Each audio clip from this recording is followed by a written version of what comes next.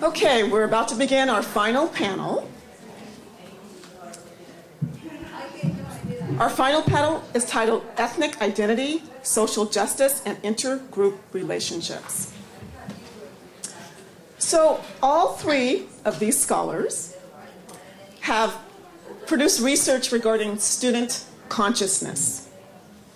Another connection between their work is they all produce surveys in terms of methodology. And you learn a lot by doing junior scholarship where you develop surveys. You learn a lot about questions to ask. You learn a lot about what results come in given your survey and how you might think about it next time. But you really learn a lot about researching and analyzing research from developing and redeveloping surveys. So, listen carefully to what they have to say about educational contexts and information regarding how students process information or how to improve how they process information. Our first panelist is Nhi Tran. She's a senior in sociology and American studies. Her mentor is Hiroshi Fukurai, professor of sociology. Just last week, the sociology department announced that Nhi is this year's recipient of the Dane and Mary Fran Archer Award.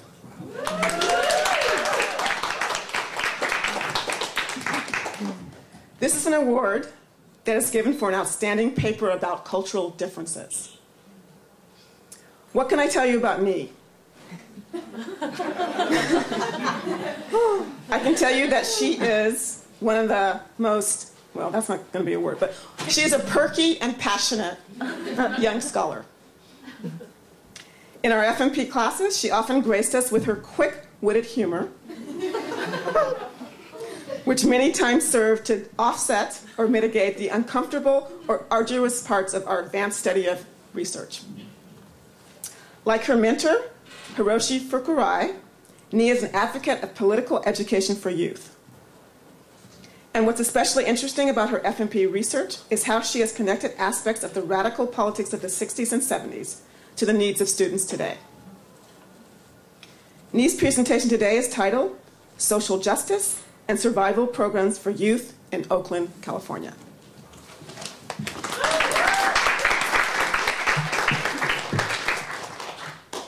Hello everyone, can y'all hear me? I'm kind of sick, so thank you, Robin, for your kind words. I miss you. And Professor Fukurai, I'm kind of sad that you're not here today, but I forgive you since you're at a law conference. I guess that's more important, but I hope that I'm making you proud, because I know that you pushed me really hard, so I just hope that I live up to your standards. So thank you for everything. So again, my research focuses on, oh, where are my notes? My research focuses on the need for political education survival programs for youth in Oakland. And as a college student, I've always wanted to use my education more than just, trying to get a job when I'm done with school, but using it as a tool to transform the society, especially the community that I came from. So I decided to focus my research on something that I deeply care about, which is the importance of political education and survival programs for youth to improve the conditions of the youth in my community. As you may know, the news always portray Oakland as the most dangerous cities in the United States. So when I got to UC Santa Cruz, when I tell people that I'm from Oakland, people always say, oh, am I going to get shot when I go there? I know that they're joking around, but there's a lot of truth that lies within that. So when people think of Oakland, what do they think of? Violence, gangs, drugs, robberies. But here I'm just trying to show light of the beautiful history and the beautiful context and the beautiful struggles that the people in Oakland are living and trying to find ways to improve the conditions. Before I start my presentation, I'm just going to share with you a quote from one of my favorite authors. I entered the classroom with the conviction that it was crucial for me and every other student to be an active participant, not a passive consumer. Education as the practice of freedom. Education that connects the will to know with the will to become. Learning is the place where paradise can be created. So as Bell Hooks said, education is not more than just learning and being a passive consumer, but how can we use education to become active leaders in the community? So my research question is, besides the traditional education that students are getting at public schools, what kind of educational survival programs do low-income students in Oakland need to become successful, conscious, and active members in the communities? Before I go on about my research, I'm just going to give you some of the quick current problems that Oakland youth are currently facing. First, 4 out of every 10 students in Oakland fail to earn a high school diploma. Second, 43% of the juvenile probationers in Alameda County are from Oakland. And keep in mind that Alameda County is a very big county, consists of 13 big cities, which will include Berkeley, San Leandro, Albany, etc. Third, 10 public libraries are in the process of closing. And fourth, new gang injunction laws are in effect. So as you can see, instead of educating the youth and offering them programs that would benefit their education, their lives, the cities tend to criminalize youth by putting gang injunction laws. So some key ideas I want you to keep in mind is political education, the process of learning about one's history and cultural traditions, how to use one's knowledge to decolonize the system of oppressions, the importance of survival programs, and how can students liberate themselves through education. Since most of my work focuses on the work of the Black Panther Party, I'm just going to give you a quick context about the Black Panther Party. The organization was established in Oakland, California by Huey Newton, who went to UC Santa Cruz, and Bobby Seale. The organization was established from 1966 to 1982, and then it was demolished by COINTELPRO, which was an FBI infiltrating organization that just that tend to kill off leaders in community in organizations that try to serve the people. They developed the ideologies from Wretch of the Earth, Friends for None, quotation from Chairman Mao, and the autobiography of Malcolm X. A lot of these ideologies from these books focus on how to decolonize, how the oppressed people can decolonize themselves from oppressions, and how can we create a liberation and revolution movement in the community. So quickly, the two main points I'm focusing on the 10-point programs are political education against survival programs. So 2 examples is the free breakfast program, which was established in 1969, and they serve breakfast to low-income children from all over the country, provided basic needs for survival. It doesn't take a genius to figure out that food is the most important nutrition that people need to survive. So, and then they also establish relationship with people in the program to create a stronger relationship in the community. So this is the political education aspect. They established an Oakland Community School in 1971, which was mostly led by Black female Panthers. They served students ages from 4 to 11. And these students at the age of 4 were being educated on Black history, current events, and memorizing the 10-point program. So as you can see, most of these programs are not currently active in Oakland. So how can we try to bring these organizations back, or have the same method that we can place in Oakland or other communities? Before I go on, I'm just going to play a little clip.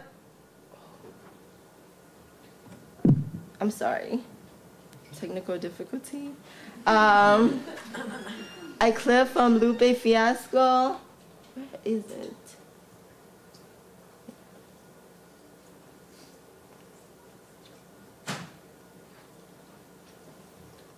Actually, I'm just gonna go on until,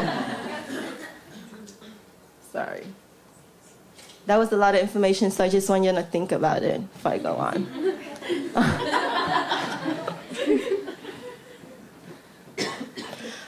So going on to my methodology.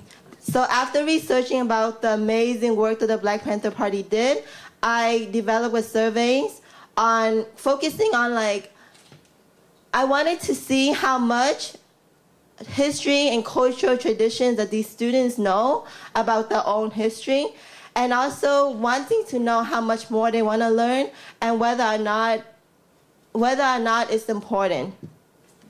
So I collected 39 surveys from students that were in public high school and charter schools in Oakland.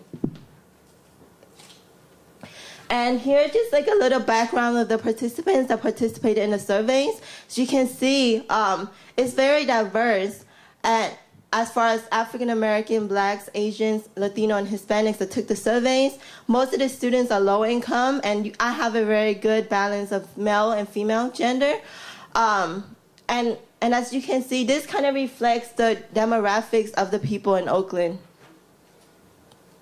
So one of my survey questions, I asked the students, what are some of the problems that you deal with in the community? And they had the option to check all that apply. And not surprisingly, the student checked that violence was the #1 problem that they face in the community in comparison to other issues. So even with the new police enforcement, gang injunction laws, why is violence still the #1 in the problem in the community? And they're still cutting after school programs and cutting a lot of beneficial programs that are being offered at school. So before I go on to the need for survival programs and political education, I'm just going to play a quick clip from a conference that Lupe Fiasco, which is a very conscious rapper, talked about. Keep it concise. I was principal for a day at a school, right? Now, wait. Hold on, let me finish. It was the school I went to as a kid, right? It's on the west side of Chicago. Now keep in mind, you're a teacher, right? Kids come to your school to do what? Learn. The kids will come into this school to eat. To eat. Not to learn. To eat breakfast and lunch. The principal of the school was trying to institute, now this is me talking to the principal the other day. He's trying to institute a third meal. So he know when them kids go home, they ain't gonna have nothing to eat when they go home if they come to school to eat, right? I'm in the school, Lupe Fiasco, Chi-Town, this is in Chicago. None of the kids knew who I was. And I was on the radio every day. None of these kids knew who I was. And the problems that they had still existed. Right? So they didn't know who, that's very important for you to understand. The kids that I was principal for a day at didn't even know who I was. And the issues still existed. They weren't coming to school to learn. They were coming to school to eat.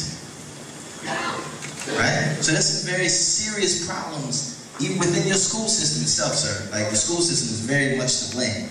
You know, the education the way you were taught how to teach kids, and the systems that you came up under are very archaic and ancient. 60, 70 years past their time. Right? So, you should go into school and take all those antiquated textbooks and those meaningless tests. Meaningless tests. Say that viscerally. Meaningless tests. Right? That you sit over and watch these kids take. You know that they're not going to use 95% of that information at all. Right? You know that. But parent-teacher conference, you need to come talk to Jerome because he's being such and such. Or you need to do this, or you're going to give you an F for that. Throw away all them books. I challenge you. Throw away all them books. Throw away all of them. All the tests, everything. Right? And teach them kids something meaningful. Teach them how to grow a plant. Right? Teach them how to grow a plant. Teach them something meaningful. Right? In their lives, they can do it themselves. As opposed to just going in there and teaching them this English, which they ain't never going to use, or teaching them this math that they're never going to use, or teaching them this history that's backwards that they're never going to use. Right? So that's all. We equal now. You just as guilty. You just as guilty as Lil Wayne.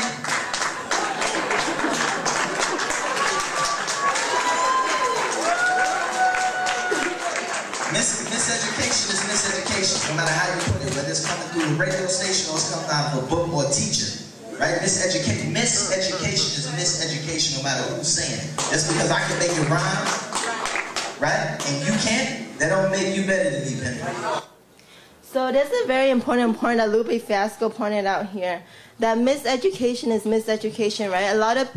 A lot of scholars